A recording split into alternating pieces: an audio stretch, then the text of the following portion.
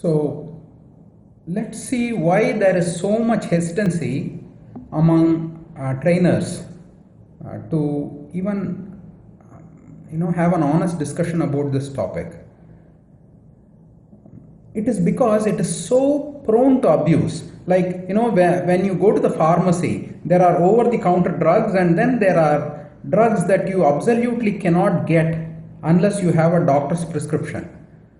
So punishment in dog training is like those Schedule H drugs. We call them Schedule H drugs here in India, which are there locked up and they are not going to give it to you. Punishment is like that. It is very prone to abuse because the human mind is a very, very, very fickle instrument. We don't have good judgment. So it is always better to err on the side of caution and not use self-destructive behaviors. And these self-destructive behaviors are also addictive. So I think this is the reason why most people do not want to broach this subject.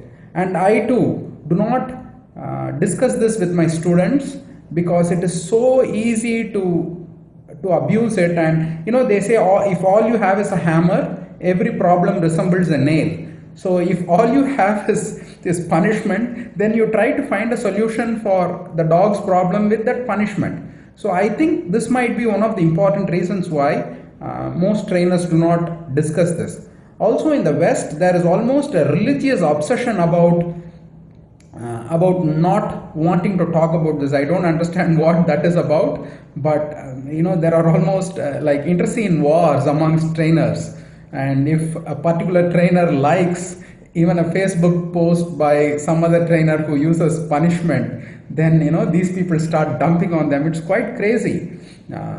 So they are not able to have an honest discussion about it. But anyway, coming back to how I deal with punishment, is that it is like the airbags in my car. When I crash my car, I really need those airbags to deploy. But I really do not want to crash my car. And even if I crash my car once and the airbags deploy, I cannot develop a driving pattern based on the availability of the airbag. So this is how I would describe punishment.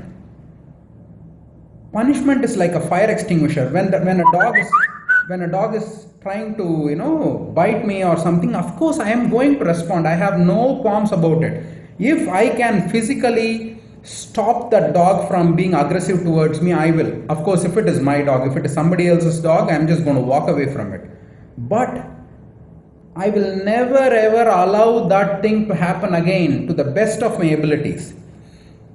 And this is a very vital point. When somebody says I will never use violence, maybe it's good for some breeds and some type of dogs, but for really strong dogs, that may challenge you, because in India we need guard dogs.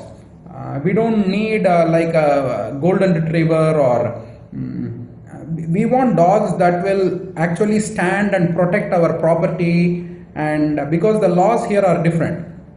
So when you are dealing with dogs like that, you can't just say, I will not use violence.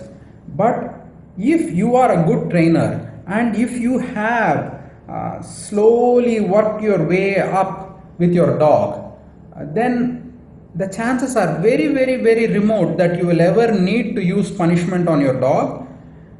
And the most important thing is, if such a situation arises, you will be in dereliction of your duty if you failed not to correct your dog. So this is my honest opinion about punishment. Punishment should be used very rarely, if at all. And if you are forced to use punishment, you have to go back and think about, why the hell did I put myself in that position? And never again should you put yourself in that position where you need to be violent towards your dog.